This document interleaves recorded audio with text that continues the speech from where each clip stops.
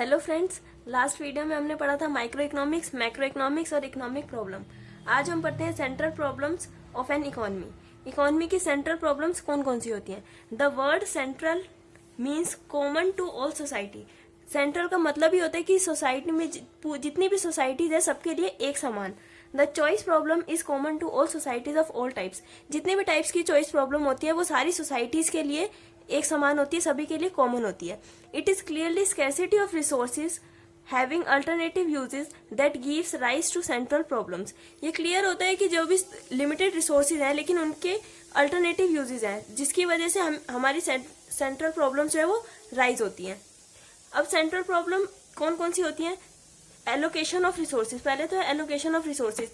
इसका मतलब है कि हम रिसोर्सेज को कैसे बंटवारा किया है, कैसे बंटवारा कर सकते हैं, रिसोर्सेज को कैसे बांट सकते हैं। फर्स्ट, व्हाट टू प्रोड्यूस, हमें क्या प्रोड्यूस करना है। हाउ टू प्रोड्यूस, कैसे प्रोड्यूस करना है। और फॉर होम टू प्रोड्यूस, किसके लिए प्रोड्यूस करना है।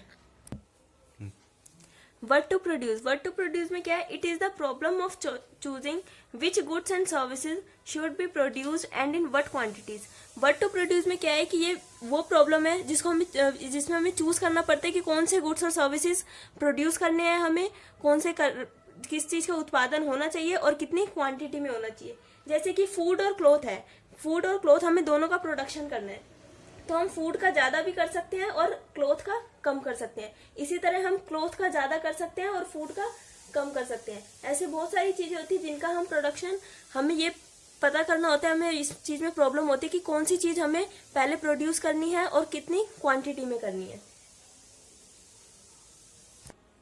जैसे कि society has to choose decide between consumer goods and producer goods. मतलब सोसाइटी को डिसाइड करना पड़ेगा कि वो कंज्यूमर गुड्स प्रोड्यूस ज्यादा करवाए या फिर प्रोड्यूसर गुड्स। कंज्यूमर गुड्स में कौन से होते हैं? जैसे कि क्लॉथ हो गया, शूज हो गया, शुगर हो गई, व्हीट हो गया। और प्रोड्यूसर गुड्स होते हैं कि कोई टूल्स है, मशीन्स है या फिर ट्रक वगैरह है, कोई बड़ी चीजें। जो सोसाइटी को डिसाइड करना पड़ेगा कि नेसेसरी गुड्स, उनको ज्यादा नेसेसरी गुड्स की प्रोडक्शन हो या फिर लग्जरी गुड्स की प्रोडक्शन हो। All goods cannot be produced in view of limited resources.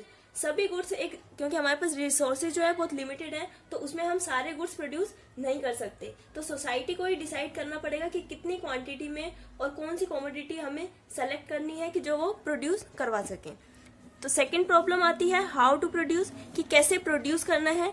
It is the problem of choosing technique of production of goods and services.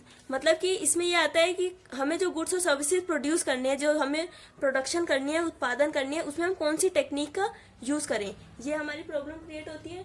इसमें हम एक कमोडिटी को प्रोड्यूस करने के लिए एक से ज्यादा मेथड यूज कर सकते हैं। जैसे कि लेबर ज्यादा यूज करके और कैपिटल कम यूज करके हम कर सकते हैं, या फिर कैपिटल ज्यादा यूज करें और लेबर कम यूज करें।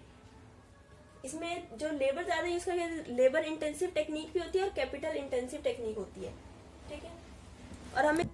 और इसमें ये भी प्रॉब्लम होती है कि हमें लार्ज स्केल पे प्रोडक्शन करनी है या फिर स्मॉल स्केल पे प्रोडक्शन करनी है। जैसे कि हम एक एग्जांपल लेते हैं, हमें व्हीट का प्रोडक्शन करना है, गेहूं का, तो उसमें हम ज्यादा लैंड यूज करके भी कर सकते हैं और कैपिटल कम यूज करके भी उसका प्रोडक्शन कर सकते हैं। और हम कैपिटल ज्यादा यूज करें और लैंड कम यूज करें तब भी उसका प्रोडक्शन हो सकता है।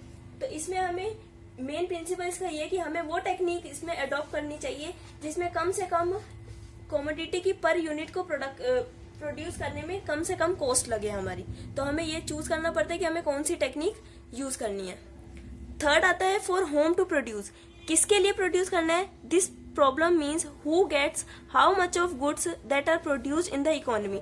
मतलब इकोनॉमी में जो भी प्रोड्यूस हुआ है, जो भी प्रोडक्शन हुई है, वो हमें किसको डिस्ट्रीब्यूट करनी है और कितनी क्वांटिटी में डिस्ट्रीब्यूट करनी है, ये हमारी थर्ड प्रॉब्लम है।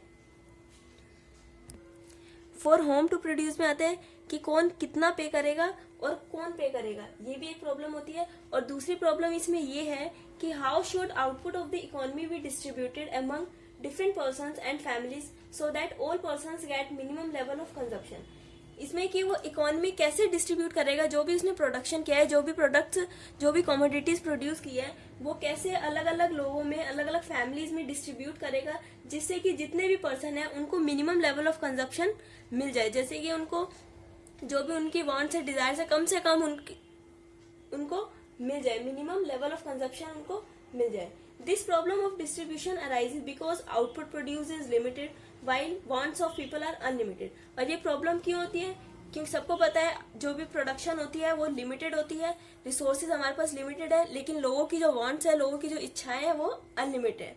तो यही हमारी थी सेंट्रल प्रॉब्लम्स इकोनॉमी की, what to produce, how to produce, for whom to produce. क्या हमें प्रोड्यूस करना है, कैसे प्रोड्यूस करना है और किसके लिए प्रोड्यूस करना है। Thank you so much. ये central problem of an economy का टॉपिक जो है बहुत इंपॉर्टेंट है। ये कई बार एग्जाम्स में आया हुआ है, 2004 में भी आया है, 2007 में भी आया है, 2015 में भी आया है। तो इसको जरूर पढ़ें। और अगर कोई भी आपको क्वेरीज है या कोई भी डाउट है तो आप कमेंट सेक्शन में मुझसे पूछ सकते हैं। Thank you.